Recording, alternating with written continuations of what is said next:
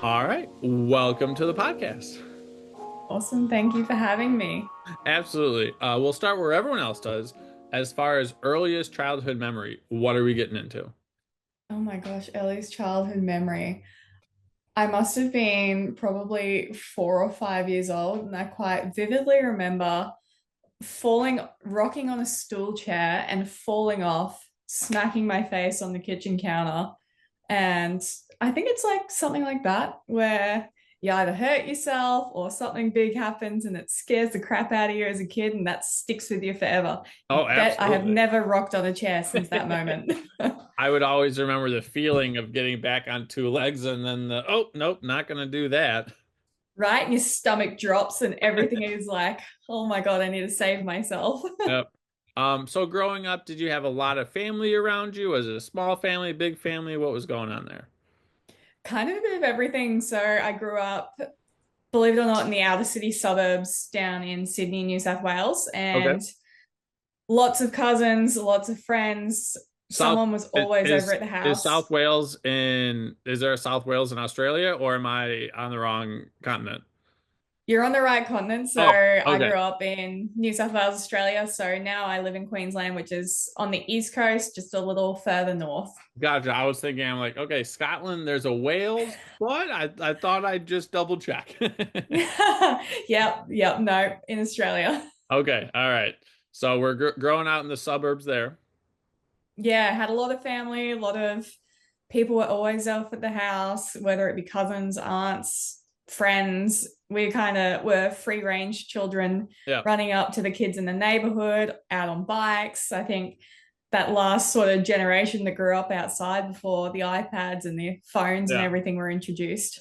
Well, it's so interesting because everybody I've had on has had that lifestyle. So it's only recently really hit. And it's just so dramatic because nowadays you're like, "Oh, hey, there's a kid outside. That's very cool." I know, I saw a kid But riding his bike home from school the other day and it just about shocked me. yeah, You never see kids out on the street riding their bikes home from school or just playing outside. There's like a stark difference probably between me and my youngest sibling, who's 5 years younger than me. He is very into his computer games, very into all of that sort of world, yeah. whereas my childhood was starkly different and there was only that 5 year difference. Yeah, oh, for sure. So in elementary school, did you like school at all? Was it all about hanging out with friends afterwards? What was going around in that time period?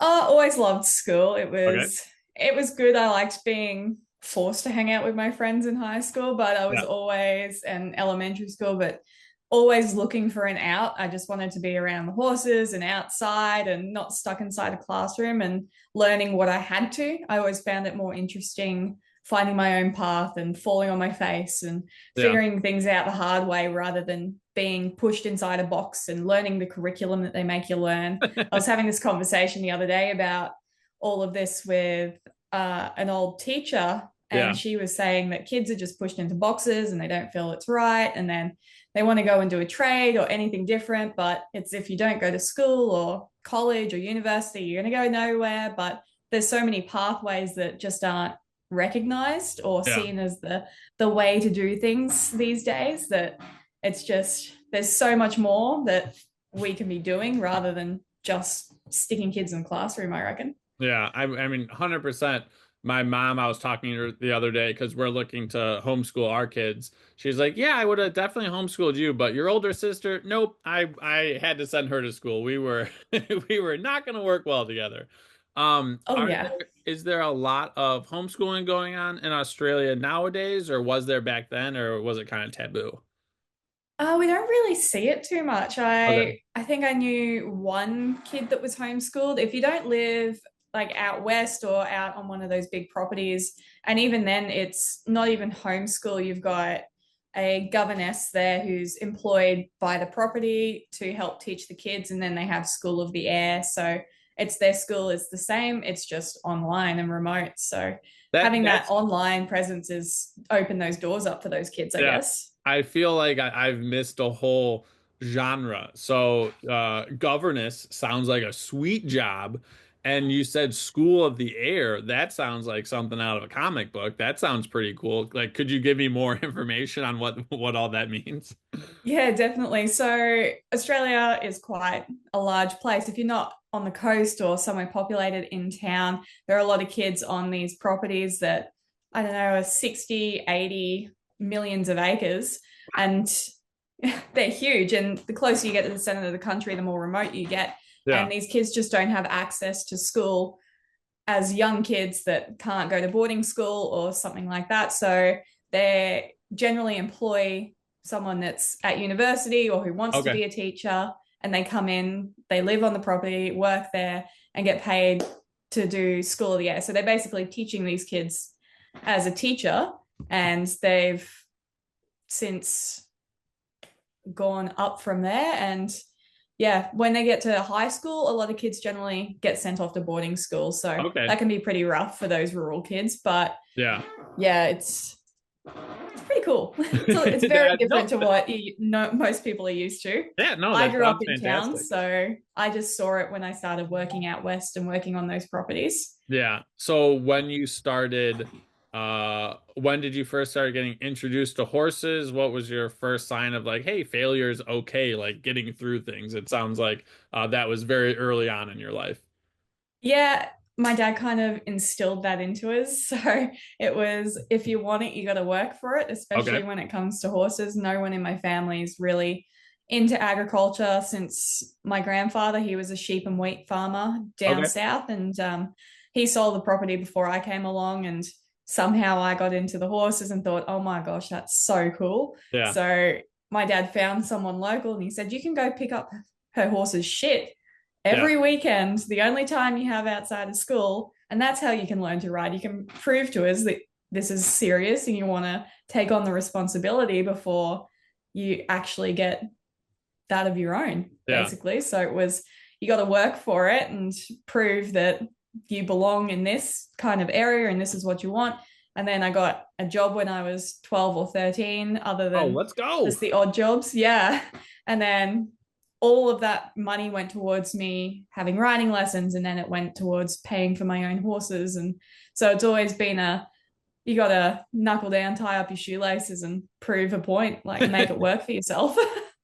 Well, and I think that's phenomenal that your dad was very straightforward with it. He didn't candy ass it for it. He was just, hey, this is what it is. Um, so as far as the horses went, did you see horses going by? Was it a show? Did you go to a farm once? Like, what was that first initial, like, this is, I'm very interested in this. We went on a family holiday back to where my grandfather's farm used to be, and Yeah. saw a couple of my dad's mates. And my Okay. dad's actually allergic to horses, so he stayed well away from Oh it. no. I think that was also part of the thing. He's like, oh, this is just a phase. Surely it's just a phase. And I got to go on a couple of rides with them. I was really quite young. I must have been only 4 or 5. And Wow. it kind of just lit that spark. And I was like, this is great. I love this. And since we moved up to Queensland probably 5 years after that. And Yeah. we lived kind of, it's a lot more built up now, but it was a semi-rural sort of area. There were horses all around, and Yeah. we're not on property, we're on but probably half an acre. So it was the fact of, I'd have to pay to have my horses on someone's property and go there every morning and every afternoon. And it was kind of a big commitment. You couldn't just walk outside and throw them a Right. flag of hay and be done with it. You had to get in the car, convince mum and dad to drive me down morning and night, and tag them along to everything on the weekends as well. So Yeah. they signed up for it just as much as I did, even though I had to get the job and prove the point. Right. They definitely got drug around for the ride, and Yeah. it Well, didn't stop there. yeah, and I love that so much. There's people that they find a path or a love so early on. I don't remember who it was, but her mom was going through a hard time either in hospice or like it was an early death in the family, but she remembered the nurse was phenomenal to her and at a young age, and she's like, this is what I want to do. And I feel like being outside and doing all these things leads you to find those passions where it's good that we can that our age was still allowed to go outside and figure out Yeah, and what those make those passions were. mistakes and eat the dirt and Yeah. get in trouble. What kind of good trouble did you get into when you were younger? Oh my goodness, what kind of good trouble did I get into? A lot of my friends and I, we were the kind that had to ride bikes to each other's houses. And then as we were teenagers, I grew up with these friends that I'd ride my horse around the suburbs and they'd have their skateboards and we'd just kind of walk around and make trouble for ourselves, find water holes, Yeah. climbing trees and falling out of said trees, trying to make a rope swing and seeing who would be the test dummy to go down at first. It That's was kind fantastic. of trial by fire. We're very lucky that nobody ended up with more hospital visits than we had for Yeah. just putting our bodies on the line and seeing what kind of trouble and fun we could get into. I remember me and my best friend, we had a snow fort and the cars were driving by and we would just kind of throw the snowballs behind them because we thought we were funny. And then we started hitting the cars because we didn't know any better. And one guy had his window down and just, I don't know who did it. It was either me or my buddy, tossed it right through the window, hit the guy square on. Oh my God. Guy screeched on his tires, locked up the brakes, ran into the guy's house, and the dad had to stop him from coming in there and just beating us. And the dad comes up here and it's like, I had a half a mind to let him do it. And we were just like, we didn't understand that these actions could have consequences. Oh, but you But found out the hard way. yep, found out the hard way. It's like, all right, we're just gonna go back to pulling the invisible rope. Like there's no harm Yep. in that one. As far as hanging out with your friends and stuff like that went, did your parents say, "Hey, just come back by dinner time," or what was the rules that you had? Come back before it's dark, Okay, basically. yeah, If it's dark and you're not home for dinner, you're in trouble, okay, basically. We kind of grew up as the phones were starting to come out. So I remember I had one of those flip phones occasionally, and mum would yeah, text me, be home by 6 or be home by dark. And yeah. you'd you'd want to be there, otherwise you were in trouble. Yeah. At this moment, we have our punishments are just like counting to five, and then I'm going to assist you with whatever that problem is, or whatever that is, because she's three. But for you, what made you listen to your parents? I'm always looking for help. I guess it was kind of a bit of a healthy fear, knowing our actions had consequences, Yeah. like whether we had to find that out ourselves out in the outside world or mum and dad kind of pulled us into line a little bit. If I wasn't in at home on time, I get, you're not going to the horses, like we're not going Oh. here this weekend. And that was just worse than cutting my arm off. So I was pretty good when it came to that because as soon as the horse threat or it became we'll sell the horses or something like that. Yeah. Like, and I, yeah, pulled my head in pretty quickly when that threat was thrown on the Whatever table. you need, whatever you need. Anything With you want. Yep. With being outside so much and on the horses and being so active, was there any talk of like, hey, you got to eat a lot of food, or what did food look like in the household for you? Uh, it was a mum always had food ready and active, but if you were hungry, you grabbed it yourself. You, breakfast and dinner was sorted. If you were hungry during the day, go in the fridge, go in the pantry, find something for yourself. Be Yeah. a little bit self-sufficient.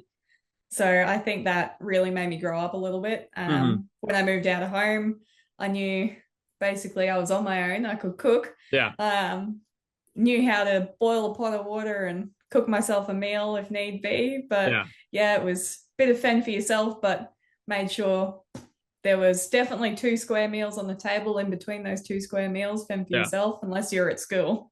I feel like you probably had a lot of confidence in middle school and high school with doing all the tough things you were doing. Was there ever a time where girls or boys or teachers or were ever mean to you and it really got to you, or was there any mental health situations that happened, or did you handle those pretty well? Oh, I feel like kids are mean, man. Yeah. So when I was into horses and all of that, and I was a bit of the weird horse girl in high school, I guess. It was before Yellowstone and all of this stuff was cool. Yeah. So you were the weird horse girl, and yeah, I don't know. I have 2 brothers, so you end up with a bit of a thicker skin, but in high school you kind of get the rumors the girls make up and all that crap, and I was always one of those annoying people that would bite back and Yeah. tell them to shove it where the sun don't shine, and That's that's not wonderful. true. Yeah, I guess I could probably have been turning the table myself that they did something to me, and I was like, righto, Yeah. fair game.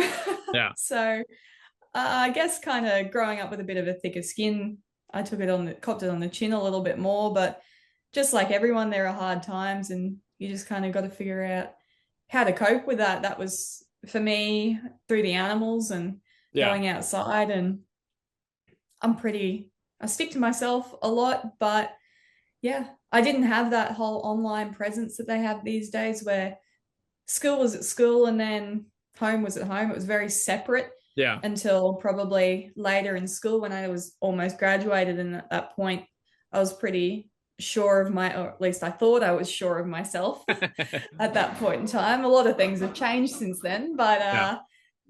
it was that sort of teenage confidence where nothing could touch me. Yeah. So I guess it's a lot harder for kids these days. There's no real escape. Your bullies can get to you even if you're laying at home in your bed. So I Hmm. guess very lucky in that sense that I grew up when I did. Yeah. Well, and it's so interesting because if someone's like making fun of you for having red hair and you don't have red hair, it's like, oh, that's not that big of a deal. But if someone's like, oh, you shouldn't be wearing those clothes or the crop top doesn't look good, like if you don't have the confidence, like that's getting to you. And it even gets to professionals, which it blows my mind. Yeah, it definitely does. And you see all those people that are at the top of their game, like footy athletes. And for me, I see a lot of rodeo athletes and they just look invincible, like the Robert Yeah. Steiners of the world. And he's kind of made a brand on himself for being a little shit. But he's confident and he backs it too. Like he Yeah. rides well and he knows it. And you know what? If I was him, I'd probably be just as confident and wouldn't let him touch me either. Yeah. Well, and was there any mental tricks that you would do, or it was just hard work that brought you to the place that's like I'm comfortable with who I am? Oh, it's a bit of both, I guess. It Yeah. was kind of fake it till you make it is my Okay. key word. I'm a bit of a concrete cowgirl, so I went out and worked on these big properties when I was in my 20s, and I didn't know a cow from its nose to its tail at that point in time, and never worked cows on horses, let alone on the ground. And I probably got myself in a few sticky situations, but it was just that bit of blind confidence and, Yeah. oh, well, I'll learn on the go. And definitely got me squashed against a few rails and in the probably some situations I shouldn't have been in. But you know what? I learned the hard way and Hmm. I kind of gained that experience. It was, oh, well, I won't do that again, will I? Was that in high school that you started going on big properties, or that was after high school?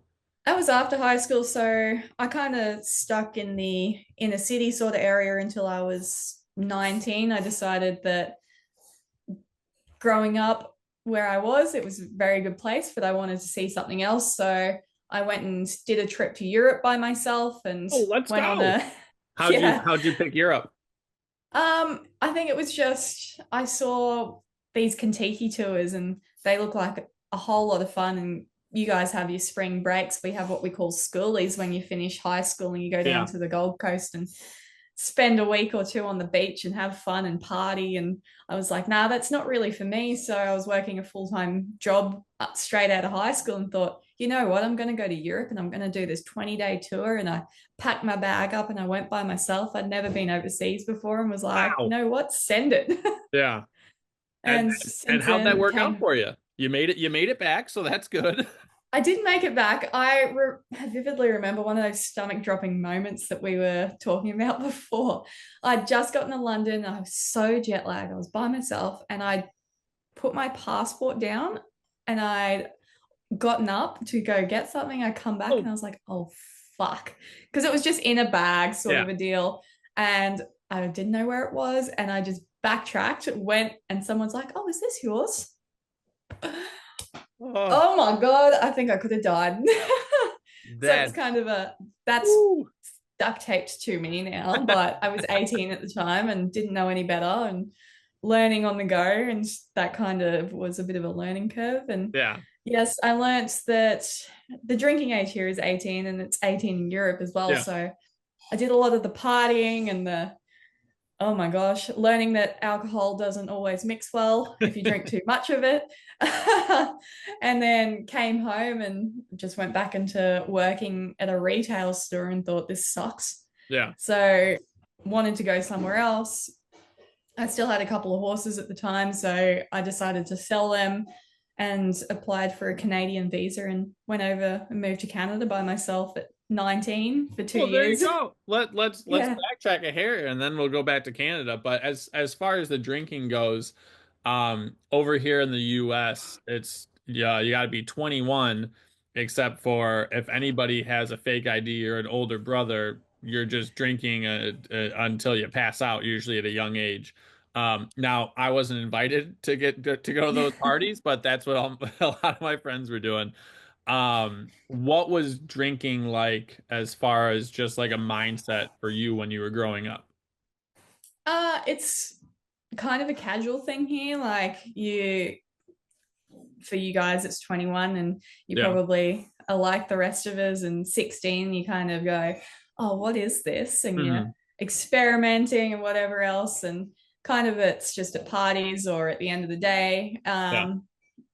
For me, it was never really something I gravitated towards, and I still don't. I maybe have one or two drinks unless I'm at an event and cutting loose and wanting to go on the dance floor and have a little bit of liquid confidence. Yeah. Um, but me personally, I think a casual drink at the end of the day, for some people, if you've had a hard day's work, whatever else, but when it becomes reliant, that's when you start probably second guessing that. It's probably just the way that I've grown up. Hmm. We've never really been a big drinking family, so Yeah. it's never been something that I've gravitated towards. Okay. And so when I went overseas and I was with this big group of people in their early 20s, I thought, heck yeah, this is so fun. Yeah. And it kind of bit me in the ass. And I went, oh, this is not so fun. Like the repercussions of my actions kind of bit me hard there. Yeah. Were you guys staying in hostels? Were you guys moving a lot? What was working there? We were kind of on a bus every other day, staying in Oh no. hostels. And yeah, there was a big group of us. I think there were probably 15 in this tour group, and we'd all kind of Having a go together. hangover on the bus has got to be a tough Oh, day for you. it was rough. And there was like, I remember being there one bathroom on the bus, and if you were sick, oh, you would never. So I think I came to the conclusion pretty quickly that carbs help and water helps, and Yeah. maybe don't drink as much. So you were glad you had the experience, you learned from it. How on earth do we move to Canada? Is there a Instagram ad that says, "Hey, come to Canada"? Like what gets you over there?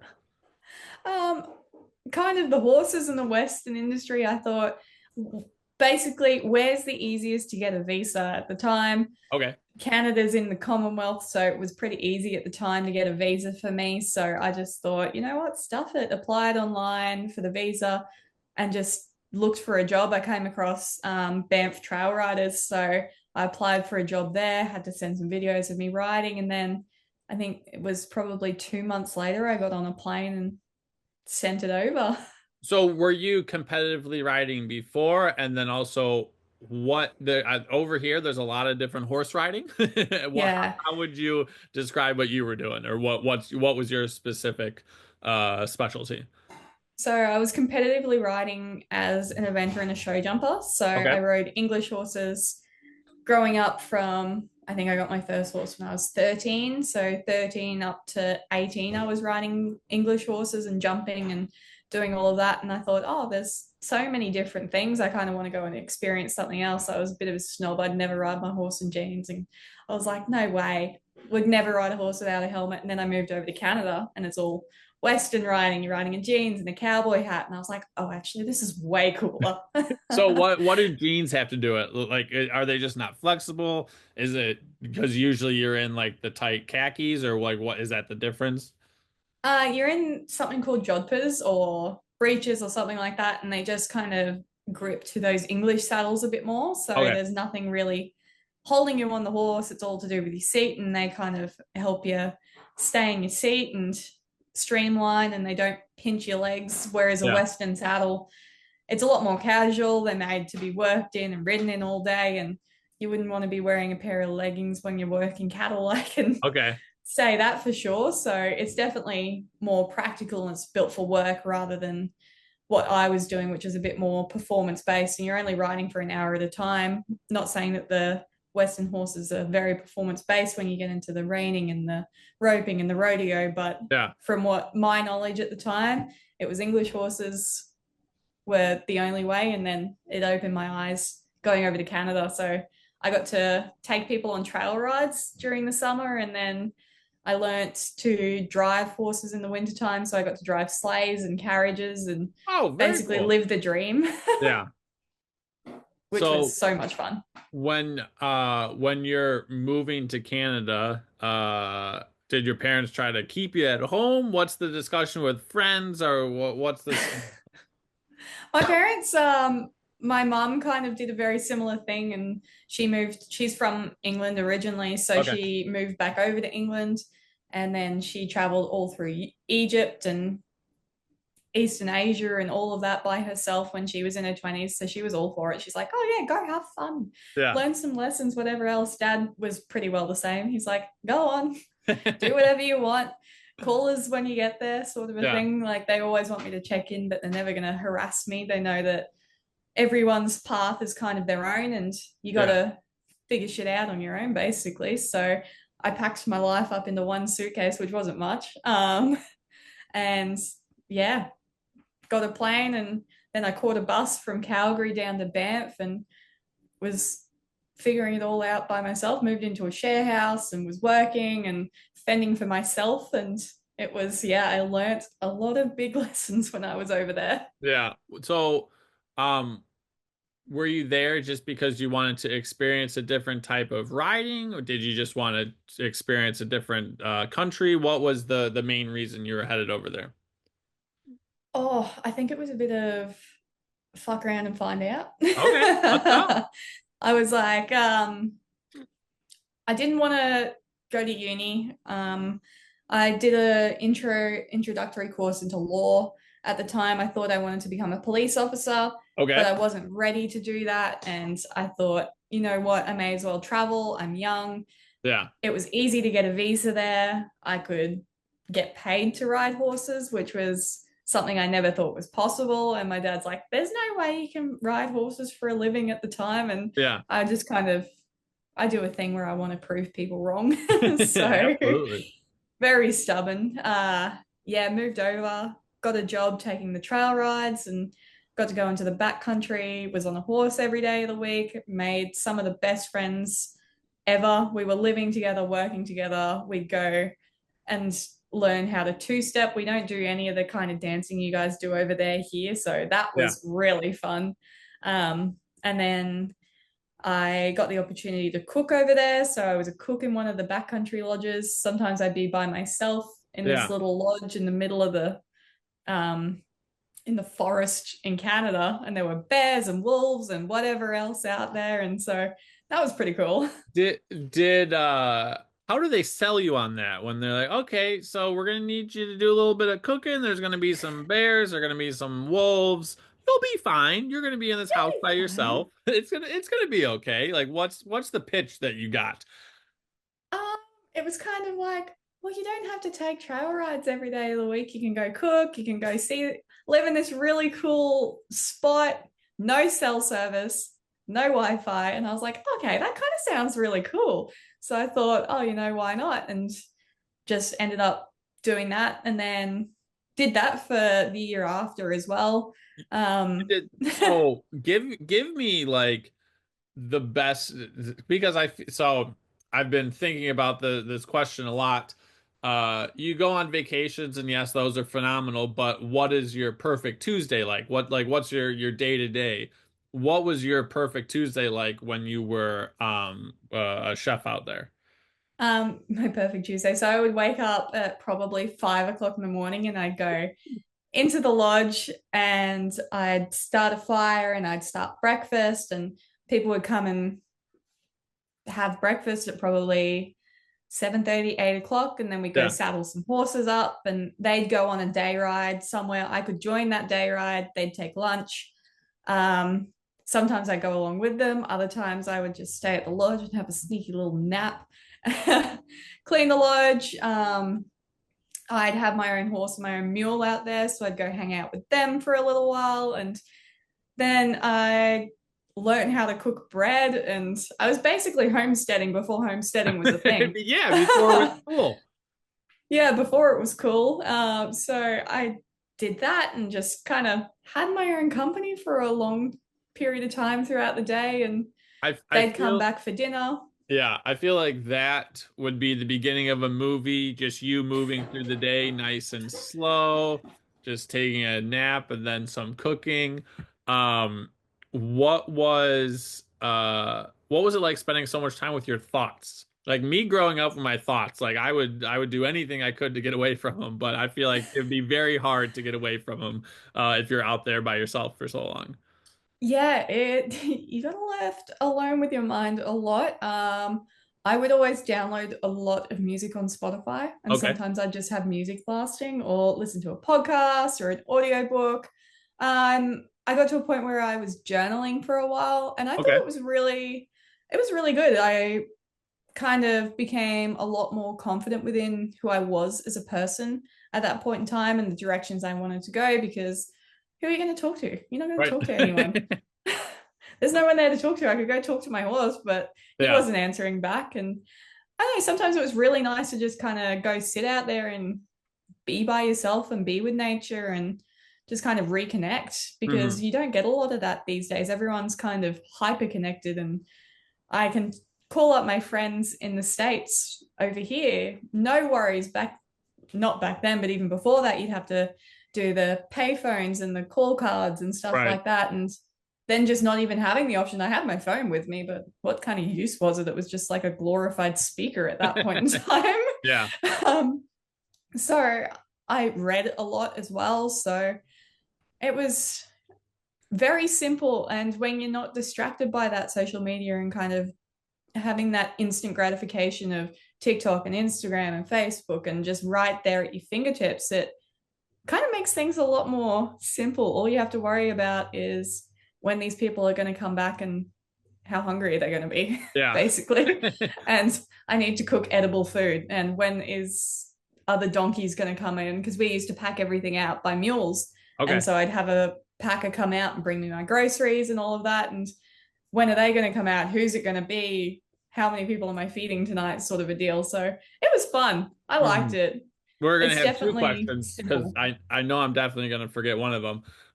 When you were journaling, did you use a prompt? Did you just start writing what was going on with your thoughts? And then I'll let you answer that. But when it comes to the cooking portion, uh, I have a hard time sometimes cooking for two kids and my wife as far as timing goes. How on earth did you do that for so many people? But I'll let you answer the journaling question first.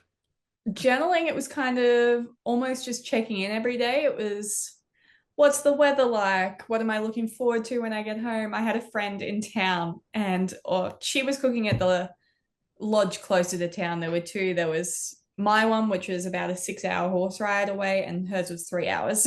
We're taking So horses here. We're not a 6 hour car ride. It's horse ride. no, horses. So the only way you could get to these places was if you walked, and I do not walk, rode a horse, or came there by helicopter. So it was pretty cool to even be able to get out there. And then Yeah. she was at the lodge closer to town. So occasionally we'd just give the packers a letter and just catch up via snail mail, which is really funny at Mhm. the time. And I think I still have some of those letters. And she's Australian as well. So we got along really well. And that was kind of a fun part. So I'd check in with myself during the day, kind of almost like a memory bank. What did I get up to? What was the weather? What am I looking forward to? What do I want to do when the season's over? Or where do I want to go next? Sort of a deal, which was pretty awesome. And when it comes to cooking for that many people, we had set menus. It was a Okay. lifesaver.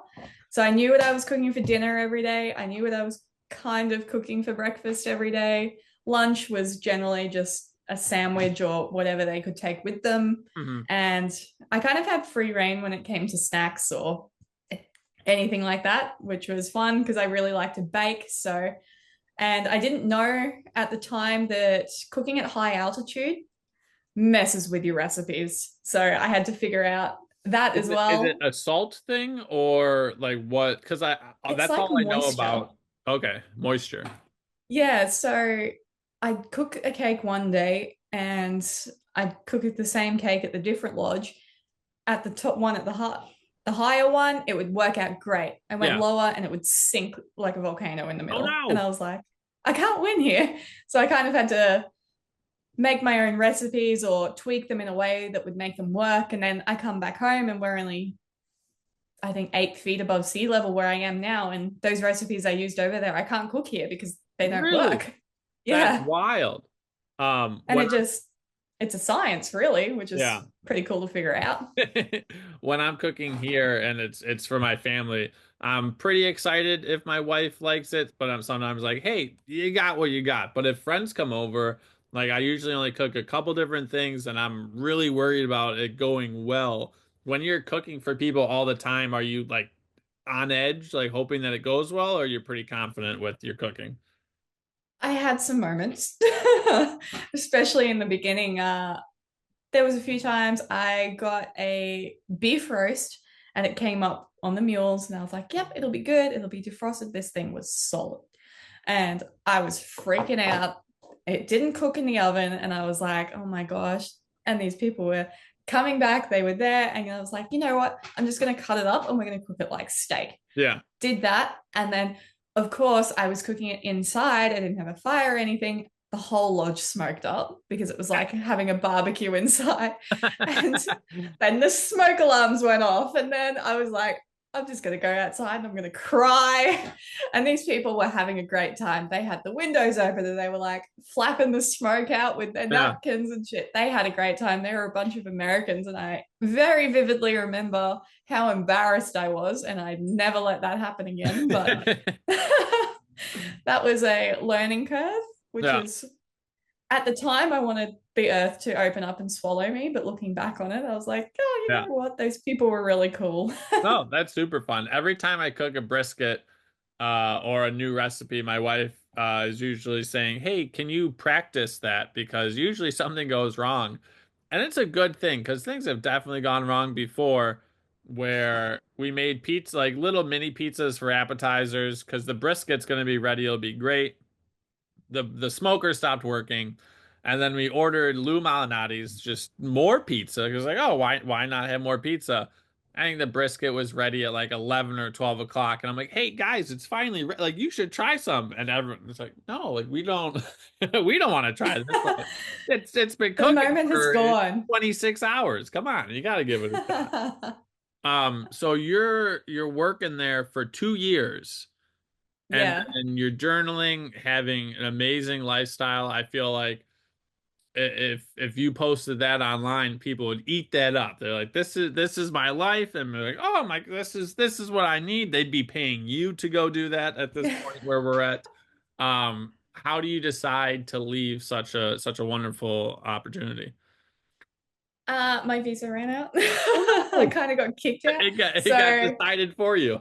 it got decided for me. The last winter, so I did 2 summers and 1 winter there. The last Yeah, winter, I was like, I want to go somewhere else, experience somewhere else. So I moved over to Whistler in British Columbia and gave that a go for a few months. yeah. So Oh, it's really, really I'm gonna hard. interrupt you. Was No, there you're good. any scenarios where there was bears or wolves or a moose that almost got you? Like, was there any moments like that? It took me 2 whole years to find a moose in that country. I tell you what, that's all I wanted to see. And it took me 2 years to find it. It was ridiculous. And then I spent 2 days in Wyoming last year and I saw like 15 of the suckers. And I was like, come on. It took me so long to find these things. Yeah, So I remember I was they called it babysitting, where you'd spend a night up at the lodge on your own. And there was a main house where all the guests would sleep. And then there was a bunkhouse, and they were like, I don't know, 10 meters apart, uh, meters, feet. They weren't very far apart. okay. And I went to bed really early. The sun was still up, being summer in Canada. The sun didn't go down till like 9:30. Woo. And then it was ridiculous. So I went to bed early, was reading a book, whatever else. I very vividly remember waking up and hearing something and thinking, oh, I wonder who's outside. Yeah. thinking it was just one of the boys. And then I was like, hold on, I'm here by myself. Oh no. Wash is outside, so I'm frozen in bed. I'm so scared. I was like, what's outside? Who's outside? Occasionally we'd have hikers come through, and that was no worries. But I kind of go to the window and I peek out, and I kid you not, it was the biggest grizzly bear I have ever seen in my life, just sniffing in Ooh. between the picnic tables, which were between the two lodges. And I was like, oh my God, the radio's in the main lodge, the bear bangers in the main lodge, the bear sprays in the main lodge. And I'm just like, oh my God, I'm gonna die. Little Australian me. It was my first year over there. I was It's like, I over. don't know. It's all over. It's over. The Revenant had just come out the year before, which of Yeah. course I watched in cinemas, and I saw poor old Leo get killed by a bear, and I was like, "It's me, Leo. I'm gonna be next." Yeah. So, I remember, or at least my brain, I was like, "Bears don't like smoke, surely." So I stoked the fire and was like, "I'll smoke this sucker out." No, he probably just toddled off, had no idea I was there. And I was Yeah. just in my bed in the corner. I was like, I can see all the doors, I can see all the windows. And then it got dark and I was like, okay, I don't hear the bear anymore, but I was not willing to go outside. Yeah. And I wouldn't leave that little cabin until one of the boys showed up the next day. I was like, you'll never guess what happened. There was a bear, and he didn't believe me until there was bear scat in between a picnic table. I was like, I kid you not, there was a big old grizzly bear here, and I was by myself. Yeah. That That's I probably that's I can't imagine sleeping after that. That must have been just the my hairs are already up just thinking about it. Is there many cases where a bear will open doors? Because I feel like I'm not nothing comes to mind because I feel like a door would be pretty easy for a bear to knock down, but they seem to kind of just like push on things and stuff like that to for grizzly attacks. It's if you're inside, you're usually pretty safe. yeah. I didn't know much about bears at the time, Yeah. but those bears that you see in town and those black bears, they're kind of a bit more accustomed to, hey, maybe I can get into this thing, or like try and get into a trash can. And Okay. those bears out in the forest and way out there, they're not really as attuned to that. So Okay. they're looking for berries and sniffing around, doing their own thing. They're probably not at the point where they'd try and get into something unless it smelt like food. Like Yeah. they'd probably try and get into a pantry if they could smell meat or something like that. But I was just in there by myself. There was Yeah. nothing that smelt Well, like food. because like because for them it's probably more or less like a tree. They just kind of push on it, be like, oh, there's yeah. I don't even know what that would be resemblance to them, but if there's no reason for them to really push for something, they're probably going to stay out of that way. So you said you went to Whistler. Is that what the next move was? I think I went up Yeah. there twice. Very beautiful. I think the Olympics were there. Um, or they were preparing for to get the Olympics, but yeah, the everything was very nice out there. Oh, it's stunning out there. Yeah. And really hard to find somewhere to live. So you always got to. I had two jobs. I was working at the Fairmont. So I was a barista at their Okay. breakfast restaurant. And then I also drove sleighs there as well. So How fun was that job? that was so fun. I Yeah. had the best crew that I worked with, and it was Whistler sleigh rides. So I'd go work in the morning. I could snowboard to work. Like Oh, who says that they can snowboard to work? your last two And transportations were taking horses, and now you can snowboard to work. That's pretty good I gig know, right there. right? And then I'd have to catch the gondola back up to my apartment because we Yeah. lived mid mountain in these bunk beds. It was very tight living, We'll but put that in the movie as well. I think that's a great mid part how life's going. Just a slow mo, going to exactly. work in the morning, then coming back on the gondola, jump into the bunk bed, fall asleep, do it again. Exactly. And I would drive sleighs in the late afternoon into the evening, and that was super fun. It was Yeah. so cold. I don't think I've ever been that cold in my life. And yeah, I did that probably for 3 months. And then I got the opportunity to go down and live in Kentucky with an Australian horse trainer, Okay, which so was, last thing about Whistler, I would say I go to a lot of touristy places because that's where the internet tells you to go. What were the yeah. non-touristy things that you enjoyed while you were there? Oh, I hate to say it, but I was probably just as touristy as you were. Oh, let's go. Good. I love to hear I that. Yeah, I wasn't there for that long in the Yeah. scheme of things. So I mostly just worked. And then if I wasn't working, I was snowboarding because I'd bought a season pass. So I was Yeah. like, I'm making the most of this. So I'd be snowboarding in the middle of the day outside of work and then working in between. So that was basically my life. So how did you get hooked up with the Kentucky connection there?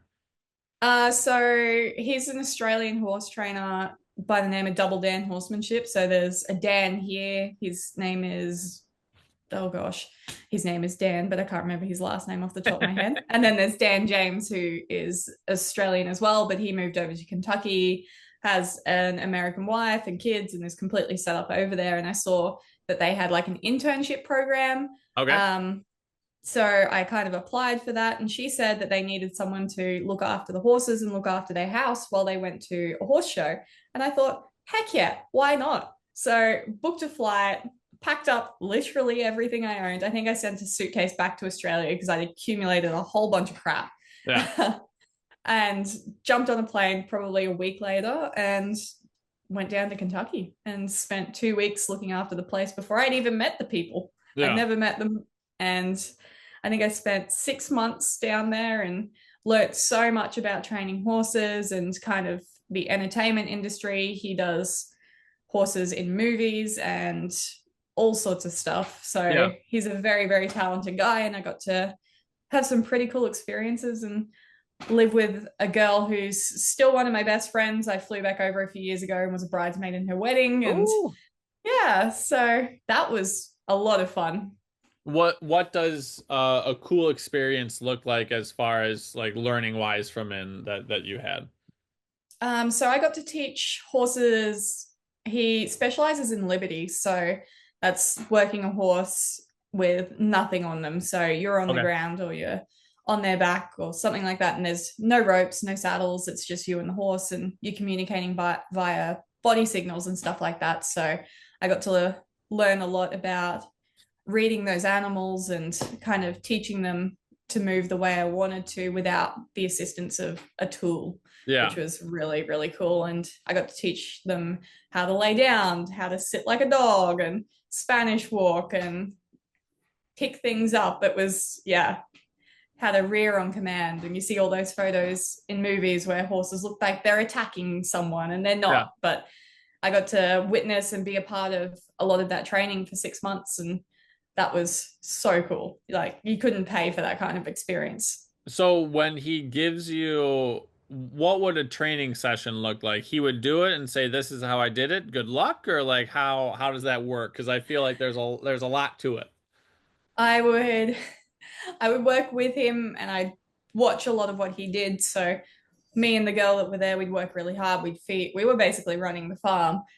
We'd feed and get the horses in and take care of everything and stuff like that. And then we would watch him train, and then we'd almost get project horses of our own Okay. to teach. And then he'd give us lessons and tell us where we were going wrong and how we could improve. And we got to go to shows and be a part of some of these really big entertainment shows. And yeah, that was, yeah, it was As so far cool. as far as the shows go, I have maybe like three or four friends that they rode horses when they were younger, and they said that it was pretty political. But I think that was the one with the like I guess not khakis, but the jumpers and stuff like that. Yeah.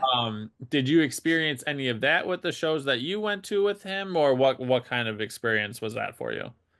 The ones we went to with him were almost so they were big conventions and we were the entertainment. Okay. So we were the ones putting on the mid-time show. But I think every industry has its bad points, no matter where you look. I think it's really at the moment it's focused on rodeo and stuff like that because of all of the TV shows and everything you're seeing on the internet. It's very focused on that Western lifestyle. Okay. Um, but if you look at AFL or football or gridiron, you guys have Yeah. it's got the dark parts of people having concussions, and then you look into the cheerleading side of things. Like there's Yeah. the dark parts of every industry, and it doesn't matter where you go. I think you just have to really surround yourself with the right people, no matter where you're at, people that are going to be in your corner and have your back even if you're not in the room. Yeah. No, I absolutely. I did construction for 5 years, and I think maybe 2 or 3 years in, I figured out a lot of people were doing cocaine, and I'm like, how did I miss this? I'm like, I must have been oblivious to this, but I knew everybody would go home and drink because they were sore and tired, but to pick them up, they were just doing Adderall or cocaine or whatever it is to wake up. But yeah, I feel like That's almost impressive that they could keep that up. oh, I mean, we were working sometimes 80 to 100 hour weeks, and it was definitely not sustainable because someone would either get sent to the hospital or die on the job. Oh Uh, my God. so it was very much go, go, go. But the limit would be hit at some point, and then they'd be like, "Hey, we're gonna give you guys some time off." But this was a big pipeline, and everybody was just very happy to be making a lot of money. So there Oh was yeah. a lot of things pushed under the rug there. For you, you're down there learning a bunch of stuff. Is he saying, "Hey, I want you down here running my farm for an extensive amount of time," or he's more of grooming you to go out on your own? So it was always going to be temporary for me because getting an American visa is very, very hard. So I was just there on a visitor's visa, wasn't earning money, but I wasn't having to pay for anything. Yeah. So I knew I only had a limited amount of time with that kind of a restriction. So I knew that I was going to have to go home and Okay. get a real job. And I didn't end up going home, I think, and getting a real job because I came home just before COVID kicked off. So Oh, yeah, my plan was to come home and try and get that visa and then end up going back, but yeah, that wasn't in the stars as it was for a lot of people. So I came home and he kind of convinced me to apply to go work up north on a big cattle property. And I'd never done that before. And that's kind of how I got into working on stations, which you guys would call ranches, yeah, and living that really, really remote lifestyle. He said it was great. He learned so much. And you're working with horses and cattle every day of the week. So I applied for that. And that was probably, I came home in August, I think, somewhere around then. I had to get a hospitality job. So I went back into hospitality, was working at yeah, a pub. And then COVID hit, everyone was losing their jobs. I applied to work up north, and agriculture never stops no matter what's going on with the world. So yeah. I ended up getting a job up there, drove 24 hours up north by myself, and started working on a property. So that's kind of how I ended up getting back into the agriculture side of things. So, what was the difference or the rude awakening when you got there? Probably how isolated it was. Okay. So where I was, the closest town was an hour and a half away, which isn't that bad when you think about it, but there was no grocery store. Um, there was like a Uh-oh. little general corner store. The closest, I guess, big town was a 6 hour drive. Woo. And then, yeah, we had all of our groceries driven in by truck. And like we could go to a pub that was an hour and a half away, Yeah. but yeah, it was because of COVID, everything shut down. So Right. yeah, and we didn't. The Wi-Fi was spotty, but I'd just come back from living in Canada and all of that, so I was kind of used to it. And it was probably the heat that knocked me around the most. It's always Okay. hot there. Yeah. Yeah, So, and the flies. give me a breakdown of like what your daily duties were or what you were doing there. So I worked on basically we nicknamed it a wiener camp. So yeah, there were I think four properties all together, and they were all owned by one company. So each one had their own team doing their day to day. They would wean the calves, and they would all get sent to us. So Okay. we would get up sometimes 4 o'clock in the morning if we Yeah. were going out and bringing in a paddock full of cattle or having to walk cattle or something like that, and have to go out, saddle our horses, feed our horses, have breakfast, and then we'd be in the truck by 5 o'clock in the morning, driving out to a paddock, and they'd bring in those cattle with helicopters towards us. We'd gather them and then you could be walking for 2 or 3 days. They would herd the cattle with helicopters? Yeah, so we'd be on horses or a motorbike occasionally, and the helicopters would find the cattle and kind of push them towards where we were. Okay. We'd almost catch them, hold them, slow them down, and then you start walking them to wherever they have to go. So how long would that process take of the, hey, we found them with the helicopters, and then how long would like the slowing down process take? Or was it a long time to get the ones that got away, or were you guys pretty efficient at keeping everybody? I can't say I was very efficient. I was still learning. Yeah. I had no idea what I was doing. So sometimes we were bringing Brahmins, so they're quite hot northern tropical cattle, and they don't really see people that much during the year. We bring them in probably twice a year to wean them, brand them, vaccinate them, whatever else, and then they get kicked out. Or if we had to bring them in to bring a truck to go to the abattoir or a sale, something like that. So we'd do that. It would take probably the day to bring them together and to get them into either a smaller paddock or to some a set of yards or something. They'd Yeah. stay there overnight, and then we keep walking them the next day. Sometimes it can be 1 day's walk, 2 days walk, depending on where they were going, what they were doing. But all those properties, if we weren't doing that, they would send their weaners down, and then we'd be the one that would spend all day. Sometimes we'd brand 600, 700 of them in a day and just kick them out. And then we break them in the yards, make sure they were ready, and we'd walk them out So you're just so they can go, working, yeah, just working. working. Yeah. So are these the cattle that you would only see twice a year? Are they grazing on? At first, I was just thinking I was thinking about desert, but is it green? Like, what's the what are those cattle doing out there? What are they chewing on?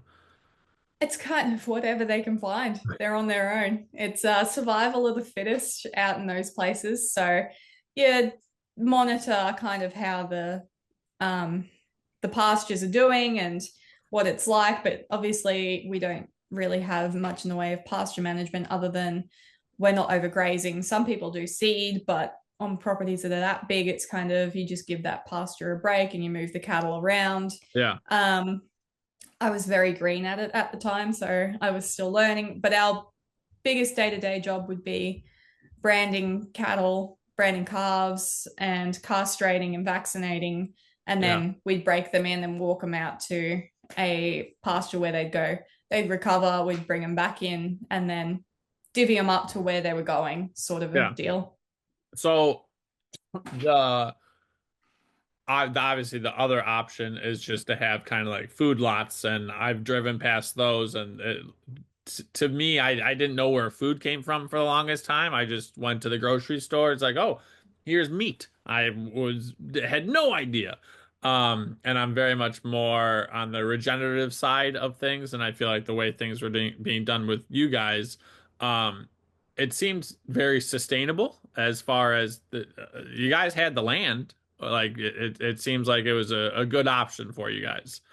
Yeah, it was pretty cool. A lot of those cattle being so far up north, they'd be export cattle, so we'd send them to Indonesia. They'd Okay. go on boats and do the live export deal, but we had probably 10 to 15 staff. There was someone that checked waters and was a bore runner. We had a grader driver who would Yeah. grade all the roads in between these places, and a Still cook and a only governess. 15 staff? Yeah. For how many cows do you think? Or how Oh, many head of whatever? I don't know the proper terminology. I have at the moment, I'm not too sure on that place, but because everything would be moving around so much, it'd be like such a Yeah. big moving place. Sometimes there'd maybe be 10,000, or if a really good season, you'd cull them, and then it's just always changing numbers. 10,000, so about 750 per person. That's you're getting a lot of work done there. That's impressive.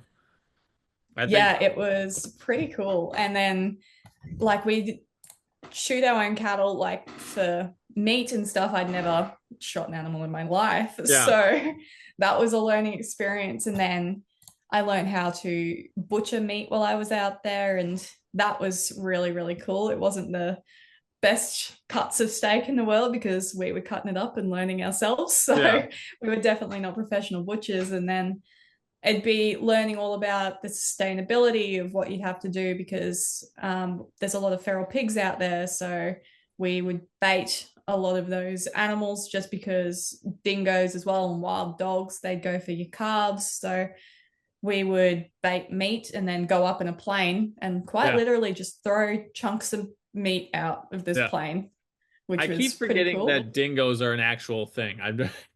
Yeah, I just all I it's like dingo is there just to say a dingo ate my baby. Like that's all they're that's all that name is there for. Um so the whole uh pig it's not a pig. What is it? A feral pig, I guess is that's the yeah. okay. So Basically, they're just feral pigs.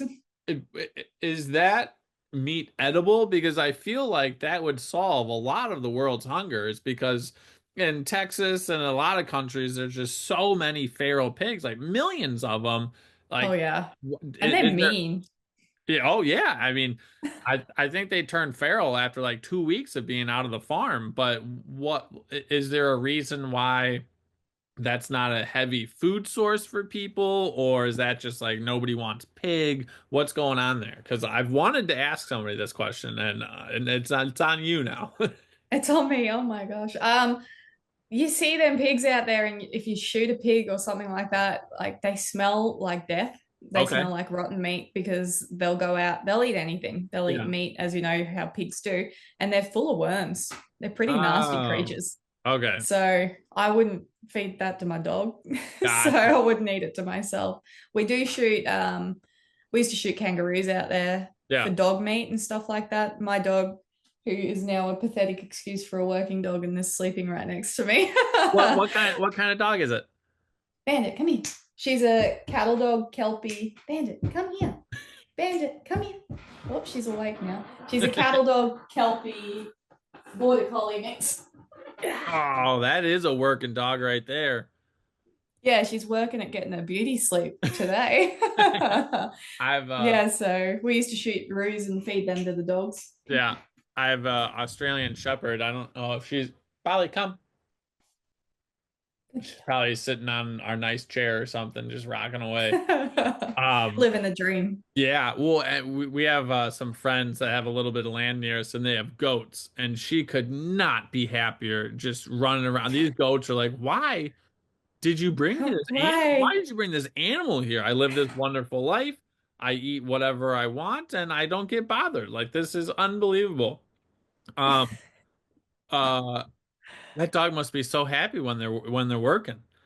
Oh, she loves it. I got her a couple of years after I was on that station.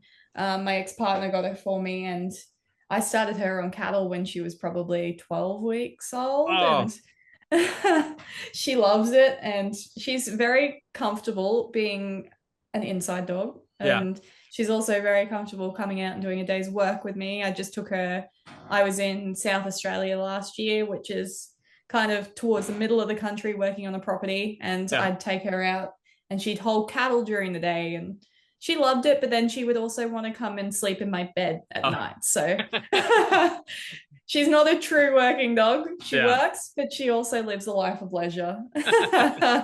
So obviously learned so much. And then are you looking at this as, hey, this is what I want to do. This is paying the bills. This is great. Or you're like, hey, this is where I gotta be. This is the only work going on right now. What's the next move? The next move, I think I was there from February, I think, until September. It's seasonal work doing that. It gets too hot during the summertime. And it's the wet season for us in the summer. So there'd only be caretakers at the property or the Okay. family that runs the property. They'd be out there as a manager, something like that. So I was calling around. I knew I wanted to come back down towards the coast and the East Coast, something like that. And I found a job training endurance horses. So training Arabian horses and riding them over long distances. I I thought I knew the limited amount of horse things that can be done, but I am learning. I am learning. Mind blown. Um, my bonus sister did a documentary on, I want to say it was called Death Hill or something like that, but it was an Indian reservation that would do a horse race. Oh, Um those guys are and crazy. and they would I don't remember if they were switching and then they would jump on, or but they were going down this just steep hill and then into the water, and it just looked unbelievable. As And far there'd as be horses crashing out in the water, yeah, and it, yeah. yeah, Um, that's a- insane. as far as Arabian horses go and endurance goes, what kind of training are we looking at? Are we like, hey, you got to get a good like zone 2 workout here? Like, what's going on? So I was really lucky. I got to live on the Sunshine Coast. We were probably 45 minutes from the beach, like one of the best beaches we have here in Queensland. Well, Okay, closest to the main city. yeah, And uh, we were there was a couple of hundred horses on this place, and they'd breed, and we'd break them in and get them ready, and then they would get sent to Dubai, okay, which was insane, and then do these long distance races in Dubai. And we have a industry over here where we do them. So they start off with a 20-kilometer race, and then they'll go to a 40-kilometer race. So they have to qualify for okay. each kind of step. It's like an animal welfare thing, and making sure their heart rate can keep up and they're Oh, built for that's this kind good. of thing. Yeah. So I think it's every 40 kilometers you have to pull up. You have to get their heart rate checked. They have to be checked over by a vet before you can continue the next leg of the race. They're running 40 kilometers. Yeah, so 40-kilometer legs, you'd have a 40-kilometer race, and then you could do the next level up, which was an 80-kilometer race, and then you do a next level up, which is 100, then it goes into 160, and then they'd start doing marathons where it'd be 300 kilometers, which is just insanity. So how are the horses doing this? Because the only statistic I heard when I was younger was a man could beat a horse in a marathon, but apparently I've got things to learn. Yeah, so it's just like a marathon runner. They train for this, and they're built for it, really. So they're Yeah, just like, I'd say they're the greyhounds, but they're the long distance greyhounds right. of horses, and they're freaks. You can be, I rode one, I think, for 20 kilometers. We did a big training ride once a week, and we'd take them for a massive ride through hills and the forestry. And this thing was still wanting to go and still wanting to run. Even Really? when we got back home, I was like, I'm dead. And you're still wanting to go and fight and have an opinion about life. So Yeah. how did you have to train, or it was just brute strength because you hadn't, or have you ridden that kind of way that long? What was the learning curve on there? It was a big one. So I did a little bit of bits and pieces back home when I was living with mum and dad. Local people, I just kind of put out the word, being like, hey, I'm not doing much for the next couple of weeks. Does anyone need their horses ridden? Yeah. I'm bored. I'll ride. And I got asked by a lady who had a couple of these Arabians, and she's like, oh, I just need you to take them out and track how long you go and just take them out. I don't have time. And I was like, oh, yeah, okay. So I'd spend a couple of hours riding them and taking them up and down hills and having a great time and taking the dog with me. And um, that's kind of how I figured out what that was all about. And I thought, oh, yeah, this is fun. This is Yeah. pretty cool, whatever. So I applied for that job, got that job, and figured out very quickly it's a big deal. So it's a lot of, you're fit because you're riding these horses for so long. So you're Yeah. almost keeping up the same kind of training regime as the horses. It's a stamina thing. Right. And you see those people, you get sores on your legs, and you don't ride the whole time. You sometimes get off and you run alongside your horses. So you have to be just as fit and just as ready as this horse is for these races, which I thought was epic. That I'm seeing a drone shot of you running next to your horse, and this has all been a movie right now. That's unbelievable. So how much you got to pack a bunch of food and water? Like how does that work for the horse and you? So there are water stops along the way. Okay, They'd good. have troughs, or sometimes you'd be going through places with natural water streams and stuff like that. So you'd pull up, you'd let the horse have a drink if they wanted. you probably wouldn't have a drink, but you'd have a water bottle attached to your saddle, Yeah. be drinking along the way. And then you do have to pull up every 40 kilometers for that vet check, for the heart rate check. And Right. if the horse wasn't cooling down or had a sore foot, you'd just be scratched out of the race. So Yeah. you just have to look out for the animals' welfare as well as your own. And it's really cool. It's like an ultra marathon runner. Yeah, no, that's incredible. For you yourself, did you have to train separately? Did you have to go to the gym? Did you have to go on runs, or it was just I'm gonna get there? It was just, I'm going to get there. So I'd be riding probably 3 or 4 horses a day.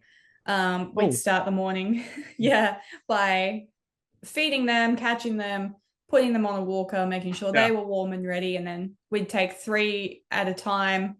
So I'd ride one and then have 2 other people with me. And then we'd go out and we'd ride 10 kilometers or come back, or 15 and come back and switch horses and get on another one and go again. So we You would be must sleep. riding all day. You must sleep so well.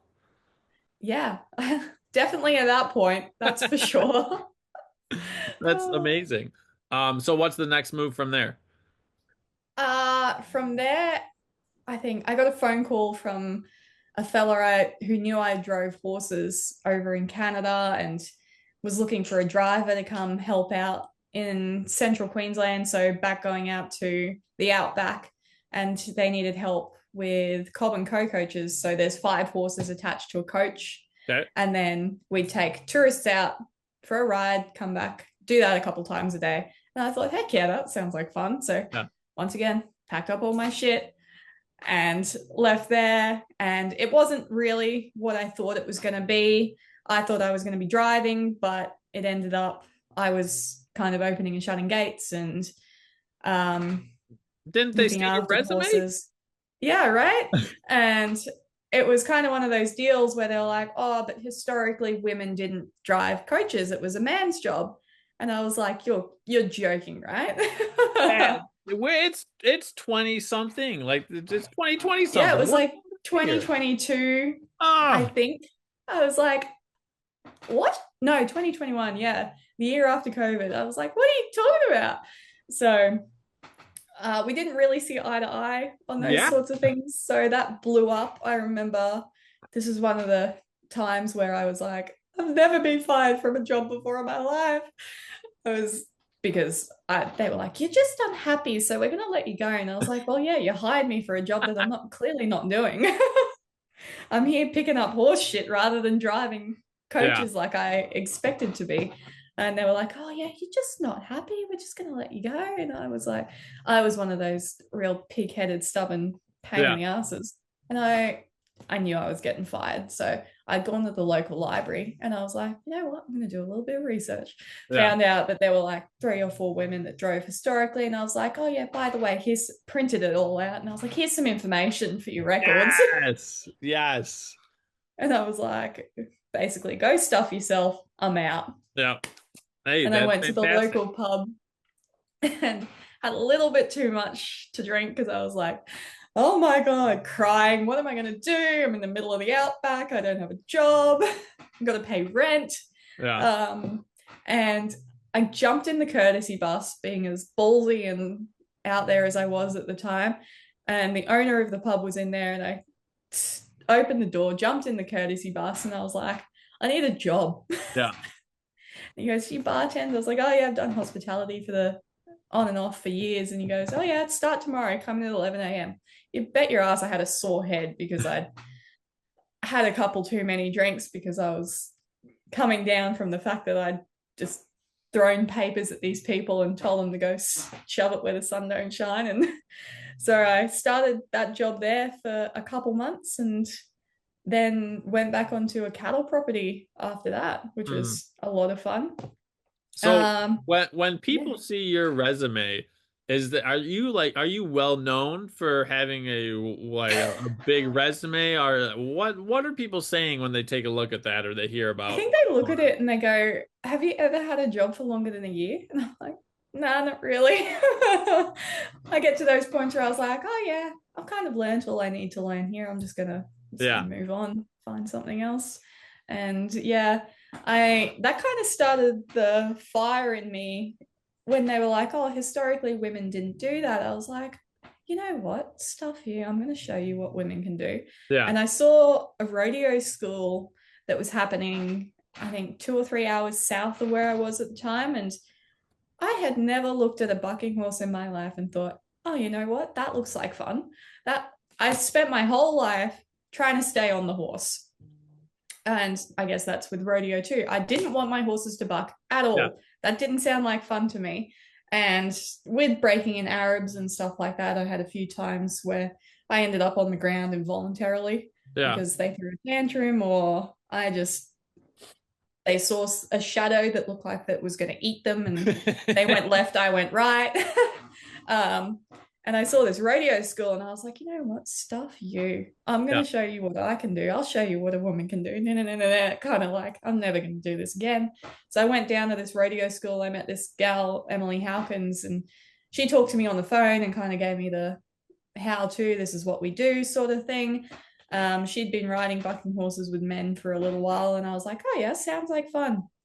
I go down there, I get on the bucking machine, and I probably look like a hot sack of shit on this bucking machine. Like, I had no idea what I was doing. And I got on a horse that afternoon, and it didn't do anything. It just ran around. And then that night, I was like, oh, you know what? I'll enter the rodeo. And Well, then let's it go. was, yeah, it was a girls' deal.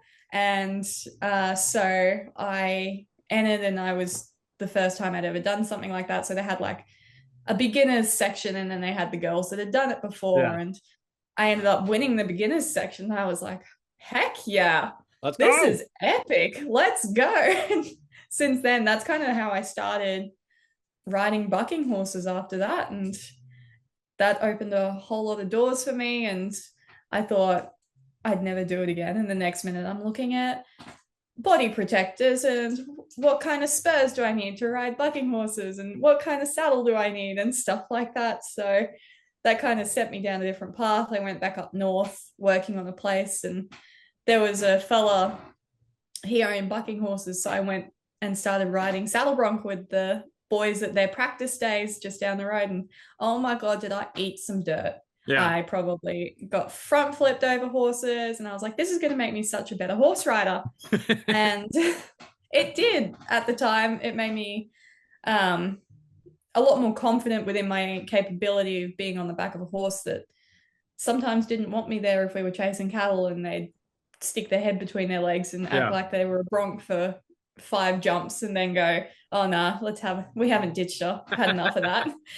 So that was really fun. And then I got approached by a fella in America who runs the Women's Ranch Bronc Championships.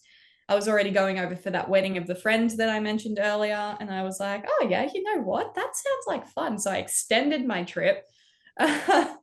um, Went over to the States in 2022, I think, back when you had to get a vaccine to be able to travel. I didn't ask for it, but I'm sorry for it. Yeah, I was like, you know what? Rolled up my sleeve. I was like, get me out of this Yep. country. I want to do something fun. And I had to go to that wedding. So there was kind of no choice at the time.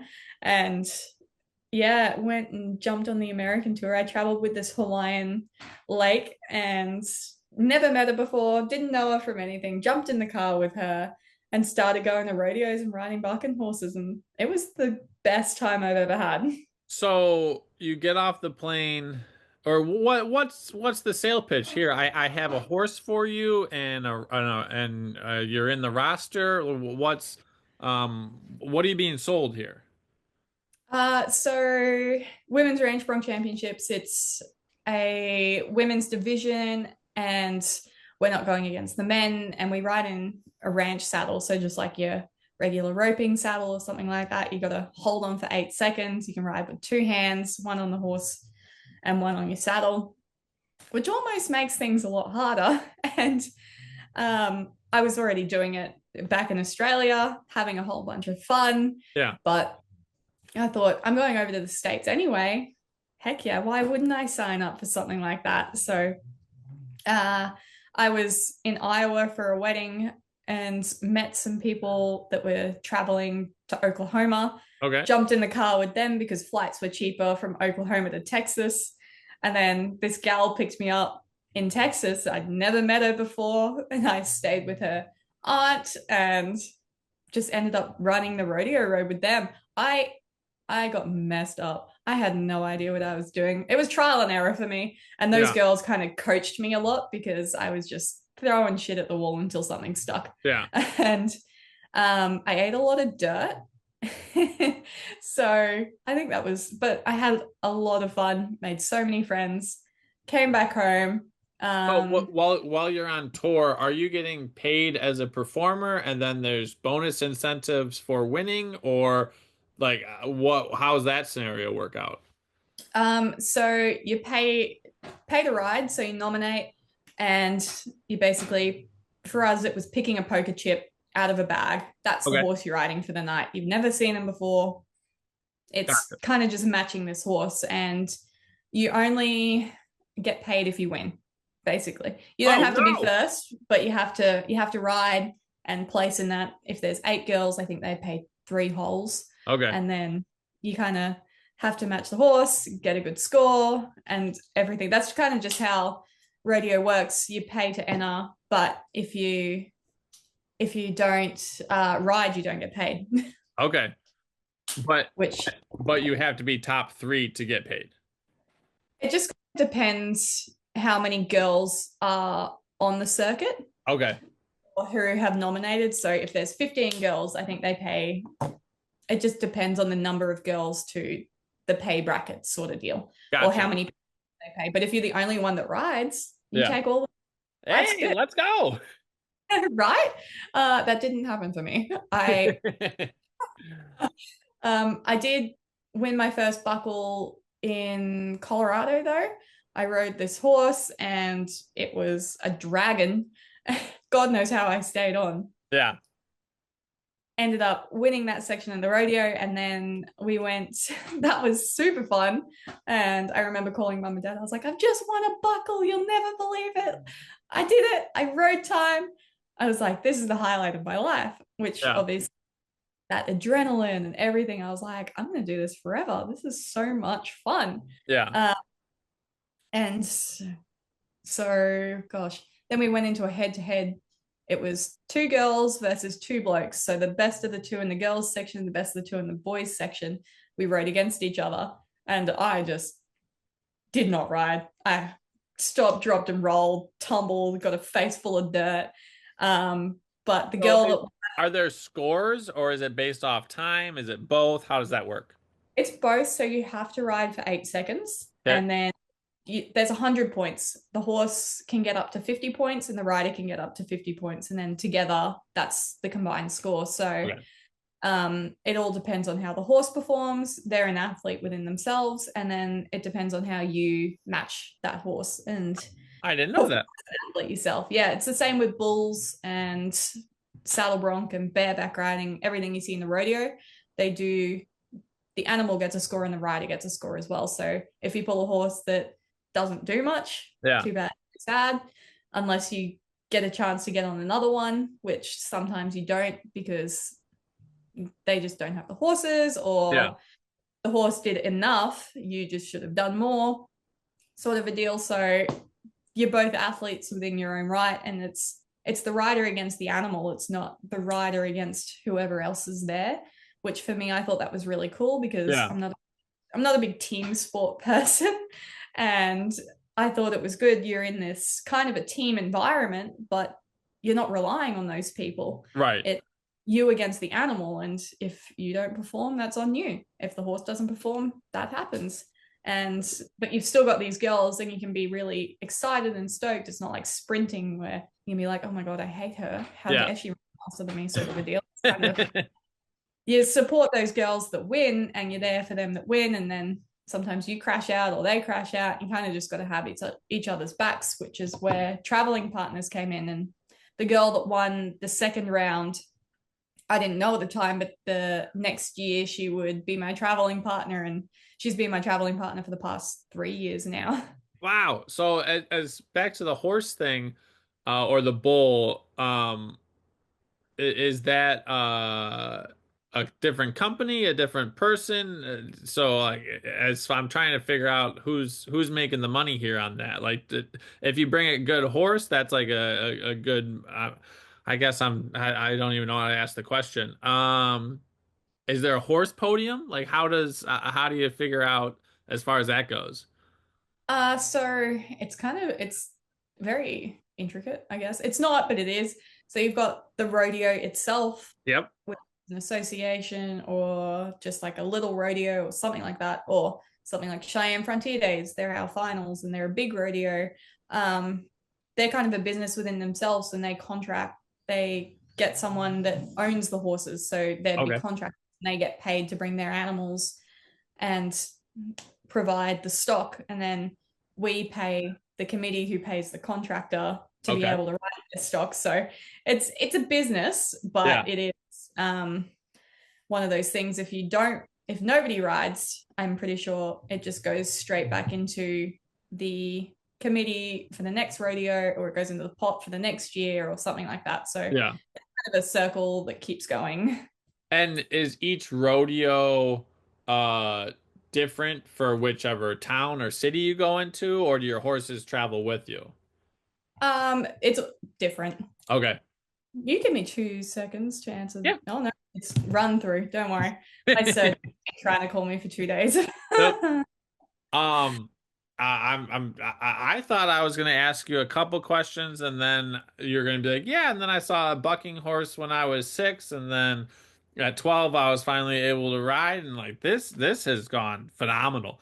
Um, My story has like got three different, I don't know, probably 10 different offshoots of yeah, what I've done because it's just all over the place. No one can keep up with where I'm at, what I'm doing, who I'm with. yeah. Like, Well, to keep it shorter than we have, where are we now, and then what are we looking for in the future? so where I'm at now kind of goes down the path of after that first year. My partner and I broke up, so I moved back to the southeast of Queensland, and I got a job where I was breaking in horses for a living, and I kind of got in a bit of a accident where I was riding a young horse and shit kind of went south for the horse and for me, and I got hurt. The horse took off. Basically, how do I? Let's try this again.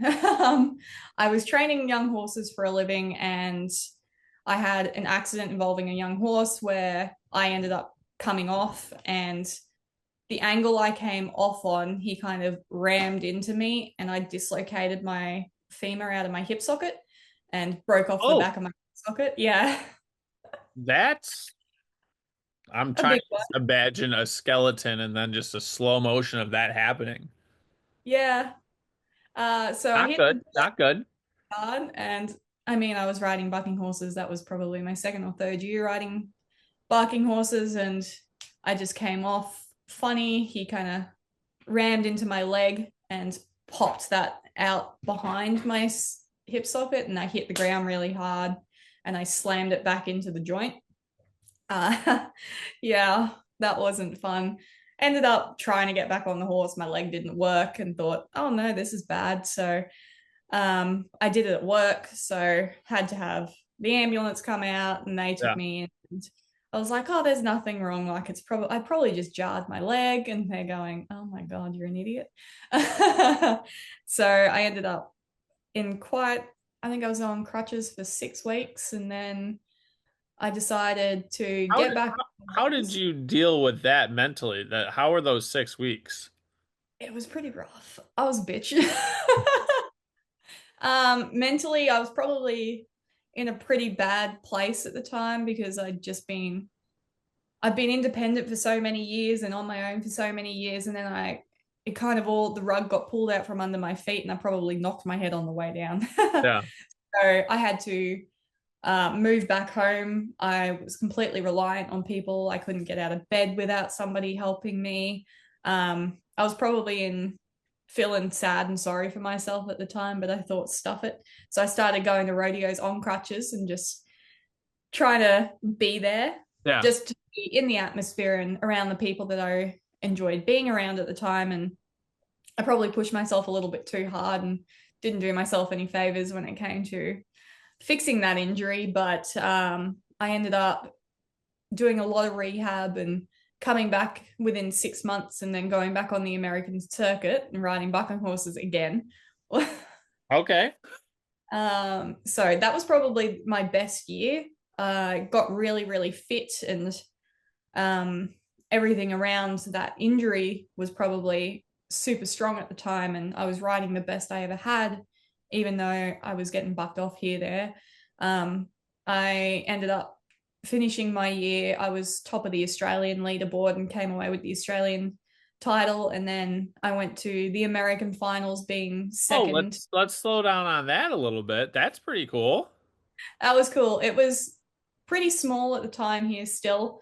I think there was probably 6 girls that were riding in Australia at the time, but it was pretty cool to be coming up on top of that one. And then I mean, I went I back won to a the States. disc golf tournament once, and it was the amateurs, and like I was on top of the world. I went back and told my rugby team, and they're like, "When did you play disc golf? Like, what are you doing?" I'm like, guys, I was throwing this frisbee really far, and I won. I'm super excited. Yeah, it was crazy. So I was all in. I said, I'm going back to the States. I'm going over. I qualified to go to the finals again. So I went back over and I was riding with this girl, Alyssa, who I still travel with to this day. She's awesome. We get along like a house on fire. And she's been the 3-time world champion. So just Hold kind on, of getting along like a house on fire. That doesn't sound like it's getting along very well. I think that might be an Australian saying, but that means we got along really well. Oh, okay. I'm House gonna is start throwing good. that out. People are going to look at you the way you just looked at me. Yeah, I was like, hold on, what did she just say there? I don't think that works.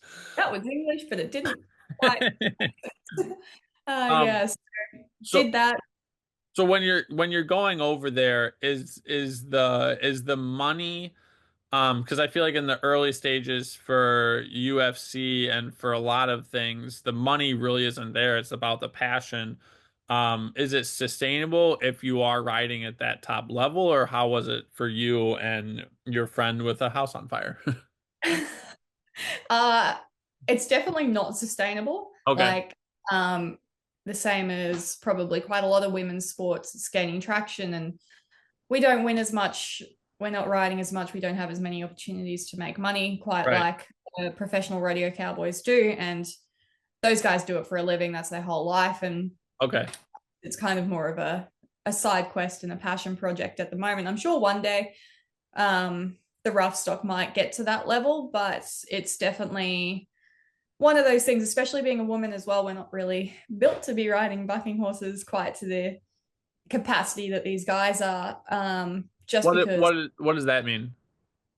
at the end of the day, I'm not going to be as strong as a man. I'm not built to Gotcha. take hits quite Okay. like a man can. Which there are girls that can, but me myself, I cannot. So I went over and I did the season again. I was first in Australia, and at the time I was second on the American leaderboard. Was having a really good time. That's super cool. It was super cool, Did you ever and go to Chicago, or like what was the big rodeos that you would go to? so I was going to. We went to Cheyenne Frontier Days in Wyoming, Deadwood, South Dakota. Um, gosh, Steamboat Springs in Colorado. We Oh, went to a okay. bunch of rodeos, kind of like in that Midwest sort of section, I guess. Yeah. And the North and South Dakota, Colorado, Texas, Wyoming, all of that. So I got to see a lot of the country, and it was me and Alyssa. Alyssa was leading it, and then I was second at the time. So Yeah. we're chasing each other's tail, but kind of in a fun way. And I got lucky. I pulled two really good horses at the US finals, and she unfortunately got a horse that was the monster of all horses. Yeah. Like if she rode him, everyone would have bowed down basically. But she just got a little unlucky, and I ended up winning the US finals, and she won the year-end champion. So the two of us were back at it again, first and second, which was pretty cool. And yeah, that was the first US finals they had, and the fact I was the only Australian there and I come away with the title was that's going to be front and center on my memory board That's forever. fucking awesome. Yeah. And then I came back home and started working on properties again and You went don't over. come back an international superstar? What's going on here? I know. Where's my movie star status? We got you uh, got the movie already. Now we just gotta shoot it. yeah. So I did that. My hip was getting pretty bad, and I found out that the bone was degenerating. So I've got degenerative arthritis in my hip now. Oh, Uh, lovely. Lovely, right? I went back over last year and I kind of came to the conclusion that I'm probably doing myself a bit more harm than good. My leg doesn't work quite to the extent it used to. I can't ride horses anymore to the point where I was. So Yeah. I've been talking with my surgeon who was calling me just before, and I'm going to be getting a total hip replacement in September. Okay.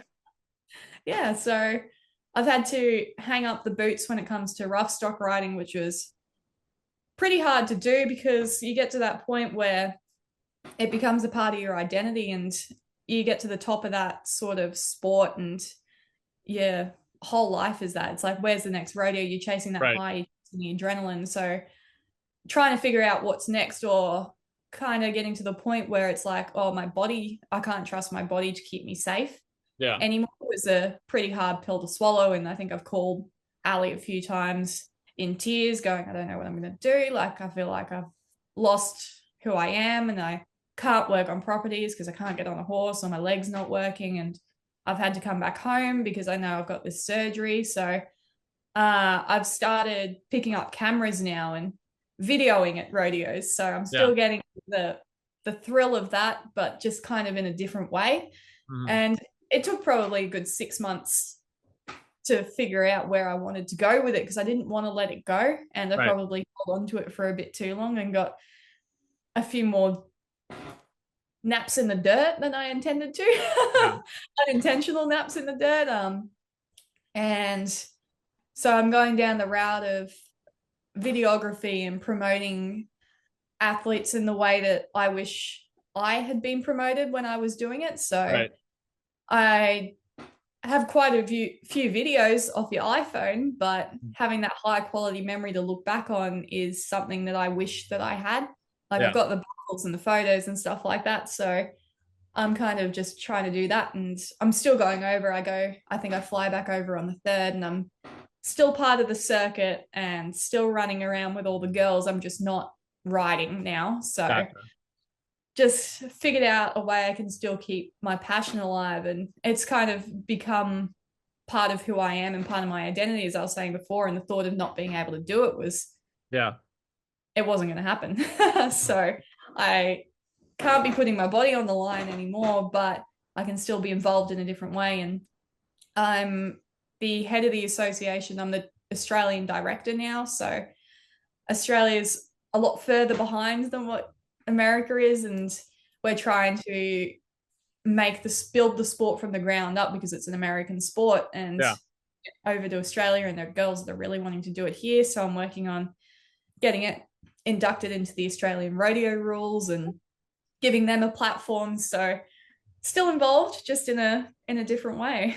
Well, I love that so much, and we'll finish this up. Hopefully, there's a part two in the future. But what is Yeah, we've your? been yapping for a while. I was like, I'm like, I know I gotta cut it short, but I'd really like to keep talking.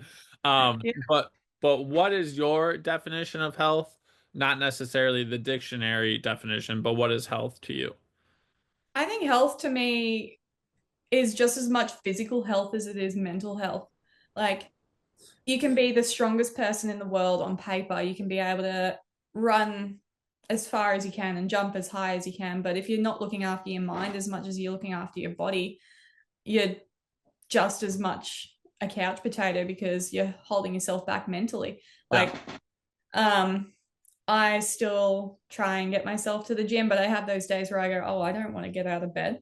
And you've got to work out your mental health and your mind just as much as you have to work on your physical as well. So it's not just I can lift however many kilos or pounds and do that. It's like you got to believe in yourself. And that comes into key, especially with rodeo. If you think you're going to get bucked off before you even get to the rodeo, there's no way you're going to ride Okay. because, I mean, you could. It's probably going to be messy. Yeah. And you have to trust that your body knows what to do and you know what to do. And you also can't be second guessing yourself because it is quite a dangerous situation you're putting yourself into. And it's the same as getting behind the wheel of a car. If you don't know what you're doing and know how Yeah. to drive a car, it's probably not quite smart. And if you're going in the car going, oh my God, I can't drive, I can't do this. A lot of people can't drive a manual. Mm. And then they get in and they overthink it and then they crash out because they've gotten so in their brain about it. So I think, Yeah. yeah, health is definitely as much mental as it is physical. No, I think that's fantastic. And then what's something from your life that the people listening to the podcast would be able to take away as a positive? As a positive, don't be afraid to give stuff a go because I've thrown, as you've heard, I have probably lived a lot of lives. And I think if I had let fear hold me back, I might have gone with my plan A, which was being a police officer. Not that that would have been a bad life, but I wouldn't be where I am today if I hadn't have taken those risks and backed myself, even though I'm probably shitting my pants in the corner going, holy crap, why am I doing this? um, even if it's like fake it till you make it. Yeah. There's the world is so small now. It is not big like it was back when our parents were our age, and we've got so many more resources at our fingertips. Everything is so small, and if we're not taking advantage of that, Right. like, what are we doing? I love Yeah. that. Thank you so much for coming on the podcast. No worries. Thanks for having me. Absolutely. This episode is brought to you by Vital Athlete. And listen up, this could make a real difference. I've been using Vital Athlete Freeze Roll On for the last 6 months. I stopped using regular painkillers about 10 years ago because of the negative side effects on your liver and kidneys. Vital Athletes understands this. They've created a CBD roll-on specifically for pain and injury relief. Their Freeze Roll-On gives you fast-acting relief right where you need it, so you can keep going. If you care about getting the most out of every workout, then Vital Athlete is for you.